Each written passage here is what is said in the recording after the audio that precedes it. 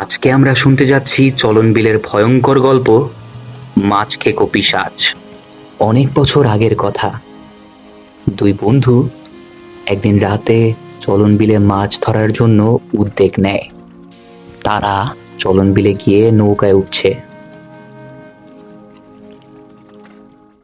দুই বন্ধুর মাঝে মাছ ধরার তীব্র লোভ তাদেরকে অন্ধকারের দিকে ঠেলে দিচ্ছিল। রাসেল আনন্দ করতে করতে আশিককে বলে, দোস্ত, আজকের রাতটা একেবারে মাছ ধরার জন্য দারুণ। চাঁদের আলো দেখেছিস? কিন্তু আশিকের মনে তীব্র ভয়। ভয়ে কাঁপতে কাঁপতে সে বলে, হ্যাঁ রে, তবে জানিস তো, গ্রামে বলে রাতের বিলে নাকি অদ্ভুত সব ঘটনা ঘটে। কিন্তু রাসেল আশিকের কথা বিশ্বাস না করে তাকে কটাক্ষ করে হাসতে হাসতে বলে, আরে ধুর, ওসব বুড়োদের ভয় দেখানোর গল্প। চল, জাল ফেলি। নৌকা নদীর মাঝ বরাবর এগোতে থাকে।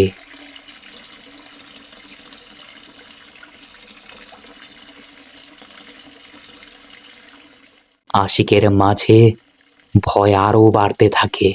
ভয়ে কাতর হয়ে সে রাসেলকে বলে, দোস্ত, চারদিকটা কেমন অদ্ভুত নীরব লাগছে না? কিন্তু রাসেল তার কথার কোনো তোয়াক্কা করে না। তখন আশিককে সে বলে, আরে না, এটা তো স্বাভাবিক। রাতের বিল সব সময় চুপচাপ থাকে। হঠাৎ পানি থেকে অদ্ভুত শব্দ ভেসে আসে।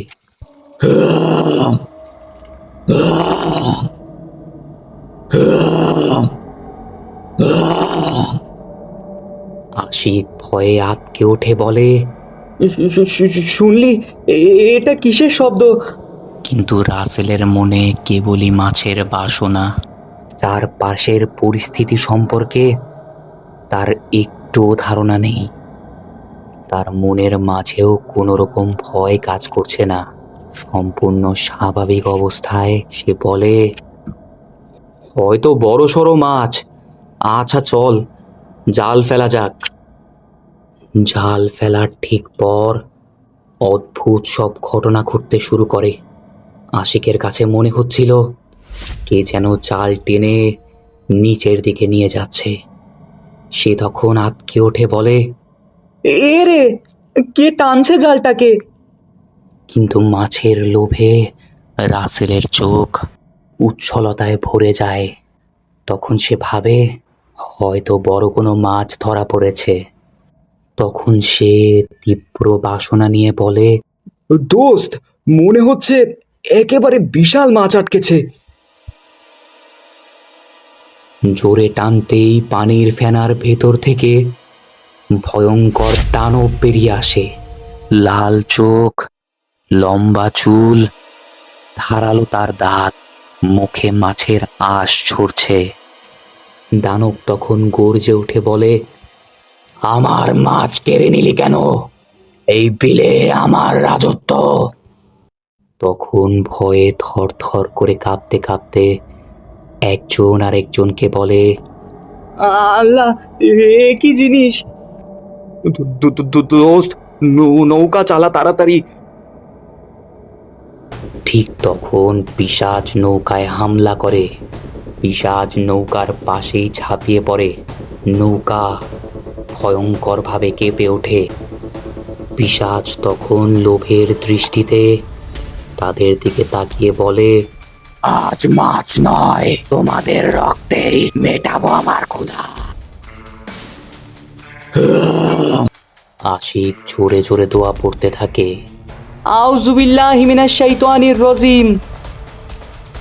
রাসেল বারবার বৈঠা দিয়ে আঘাত করছে আর বলছে, দূর হও শয়তান, দূর হও, দূর হও এখান থেকে।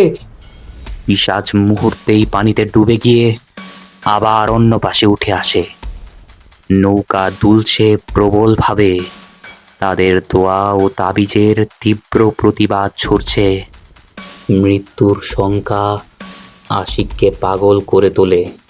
সে রাসেলকে বলে, রাসেল, আমরা এভাবে বাঁচবো না। ঠিক তখনই রাসেলের মনে পড়ে যায় তার ব্যাগেই নামাজের টুপি রয়েছে। তারপর সে আশিককে বলে, দোস্ত, ব্যাগেই নামাজের টুপিটা আছে, এটা নাও আর ছুঁড়ে মারো ওটার দিকে। আশিক দ্রুত টুপিটা ছুঁড়ে মারতেই পিশাচ আগুনের মতো কেঁপে ওঠে, প্রচণ্ড চিৎকার করে পানিতে ঝাঁপ দেয়। পানি লাল হয়ে যায়, যেন রক্ত ভেসে উঠেছে পানির ভেতর থেকে।